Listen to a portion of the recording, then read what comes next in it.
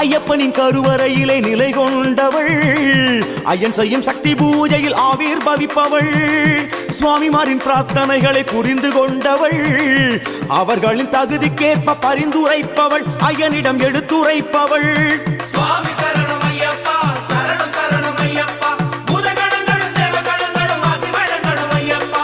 சுவாமி சரணம் ஐயப்பா, சரணம் சரணம் ஐயப்பா, பூதகணங்களும் தேவகணங்களும் ஆசி வழங்கணும் ஐயப்பா. குன்றேறி கடலேறி மலையேறி வந்தோரி வருகையெல்லாம் தெரிந்து கொண்ட பகவதியம்மே, எங்களையும் குறித்து கொள்ளணும் எக்கினியம்மே.